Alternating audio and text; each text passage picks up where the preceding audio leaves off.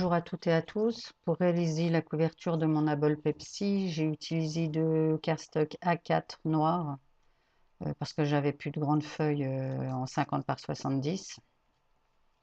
J'ai simplement assemblé donc sur 2 ou 3 cm du bord. Ensuite, j'ai pris mes deux carrés en carton récupérés d'une enveloppe assez semi-rigide. Donc 2 carrés de 16,5 par 16,5. Et pour la tranche, 2,5 par 16,5.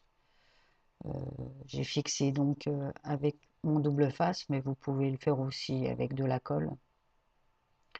Mais moi, j'aime pas spécialement, ça a tendance des fois à gondoler, ou alors il faut y étaler au pinceau. J'avais pas le temps. Donc je vais faire la même chose sur le second carré et sur ma tranche.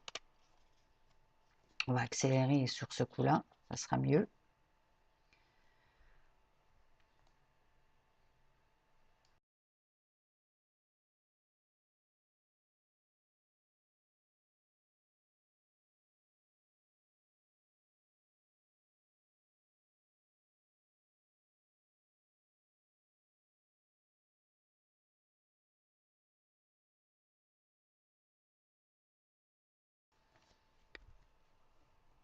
Pour coller donc la tranche et les couvertures, je garde à peu près une marge de 3 cm en haut et en bas. J'ai laissé environ 0,3 cm entre la tranche et chaque couverture pour permettre justement de la pliure, l'ouverture et la fermeture plus simple de la couverture.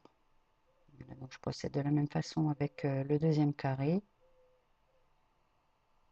Je mets de la règle pour vraiment aligner et que ce soit droit.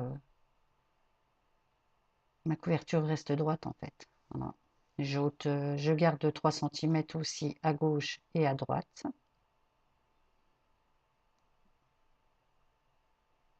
Je marque les plis convenablement pour aider au moment de la fixation que ça reste, que ça ne se déchire pas et que ça soit plus simple au niveau du collage. Donc je le fais sur les 4 côtés.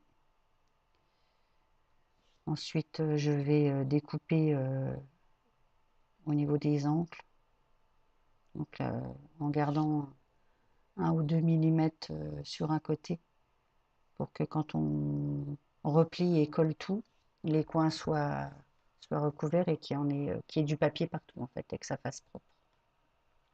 Donc là, il y a eu une petite coupure, je pense, au niveau de l'enregistrement. Donc on a loupé le collage des deux côtés, des deux petits côtés.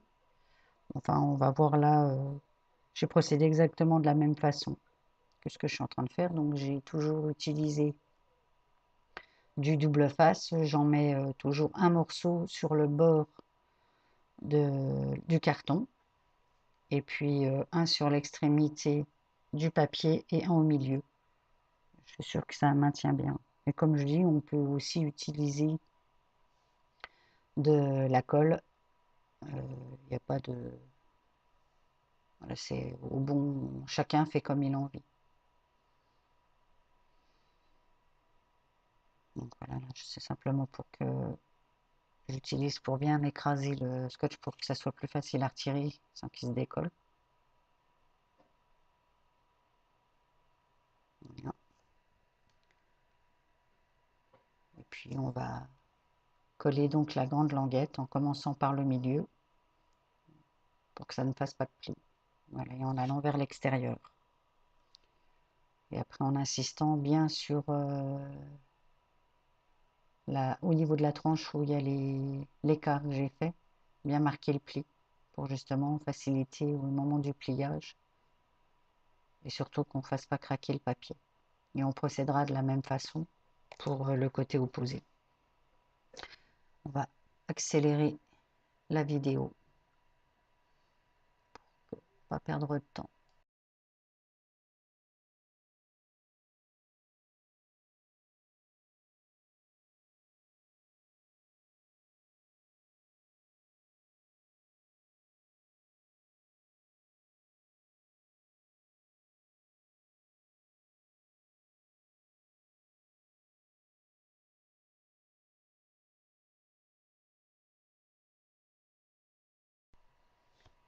La couverture est donc terminée. Alors, comme j'ai pu sans doute déjà le dire au moment de la présentation de cet album, je ne commence jamais par réaliser ma couverture, mais comme là, il fallait qu'elle s'adapte à la boîte, voilà, c'est pourquoi j'ai commencé par ma couverture. En général, je fais mes pages et en fonction du nombre de pages, j'adapte la tranche. Eh bien, j'espère que ça vous a plu et à plus tard pour la première page.